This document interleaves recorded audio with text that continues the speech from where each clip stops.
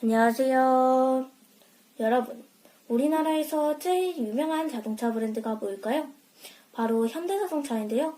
그런데 이 현대자동차가 설립될 당시에 엄청나게 도움을 준 기업이 있다고 합니다. 바로 미쓰비시 자동차 중공업인데요. 오늘은 이것에 대해서 알아보도록 하겠습니다. 먼저 미쓰비시 그룹은 미쓰비시, 스미모토, 마쓰이 그룹과 함께 일본 경제를 주름잡는 일본 3대 재벌 중 하나인데요. 그중 미쓰비시 중공업은 과거 제2차 세계대전 당시 일본 정부와 긴밀한 관계를 유지하며 장갑차, 전투기, 군함 등 이런 전쟁 물자들을 굉장히 많이 생산해 주었고, 또 토요타나 닛산 같은 그런 자동차 브랜드에게 의뢰를 받아 자동차 부품을 만들기도 했습니다. 그로 인해 미쓰비시 그룹은 이런 독자적으로 승용차인 미쓰비시 500을 개발하는 데 성공했고, 1970년대에는 미국 회사인 크라이슬러와 합작 계약을 체결한 후 자동차 사업부를 따로 독립시켜서 이런 미쓰비시 자동차 공업을 설립했습니다. 그리고 미쓰비시 자동차 공업은 1990년대까지 꾸준하게 성장을 계속하다가 성공에 취한 경영진의 오만과 기술진의 나태로 인해 결국 회사가 나락으로 치닫게 되는데요. 2000년에는 미쓰비시가 1977년부터 23년간 생산해온 자동차들 약 69만 대에 결함이 있다는 것을 인지했음에도 불구하고 이를 일본 정부의 신고에 리콜하지 않고 은폐해서 큰 충격을 주었고, 2002년에는 일본 카나가와현에서 운행 중이던 미쓰비시 트럭의 바퀴가 갑자기 빠져서 근처에 있던 행인을 덮치는 바람에 무려 3명이 숨지는 그런 사고도 연이어 발생하기도 했습니다. 2016년에는 미쓰비시 자동차가 1991년부터 25년 동안 출시한 모든 차량의 연비를 잘못된 방법으로 측정해 수치를 부풀렸다는 사실까지 발각되어 천문학적인 과징금을 물기도 했는데요.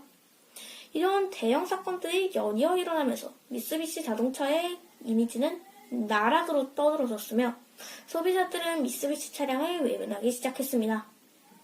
경영이 악화되면서 기술진들도 연이어 회사를 떠났으며, 그리고 2010년대쯤에는 제대로 된 신차 개발도 하지 못할 상황이 되었죠. 그런데 사실 이 미쓰비시 자동차는 1970년대 현대자동차에 기술 제휴를 해준 업체입니다. 한국의 현대자동차는 당시 미쓰비시 자동차와 제휴해 다양한 기술을 들여온 바 있는데요. 한국 최초의 고유 모델 승용차라는 현대의 뭐죠? 제가 가장 좋아하는 승용차기도 한 포니의 핵심 기술을 전부, 그러니까 엔진이나 플랫폼은 미쓰비시 자동차의 기술을 이용했습니다.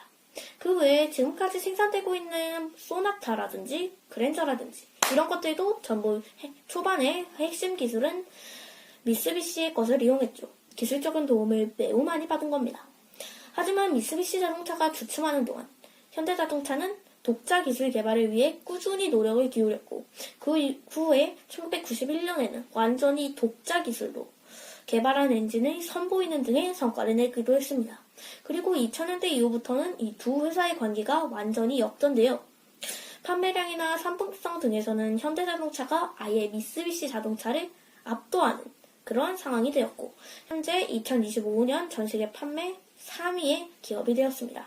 그래서 저는 이렇게 미쓰비시가 굉장히 많이 성장을 했지만 차량 결함을 수십 년간 속이는 등 경영진들의 도덕적인 타락으로 소비자들에게 완전히 신뢰를 잃게 되었는데, 기업에서도 정직하지 못하면 살아남지 못하는 걸 알 수 있었고, 저도 이제 현대자동차가 미쓰비시 자동차에게 기술의 도움을 받았지만 미래를 위해서 스스로 기술 개발을 해낸 것처럼 저도 곧 중학교에 들어가는데 이제 보름 남았는데 꼭 공부를 제대로 해봐야겠다고 생각하겠습니다. 감사합니다.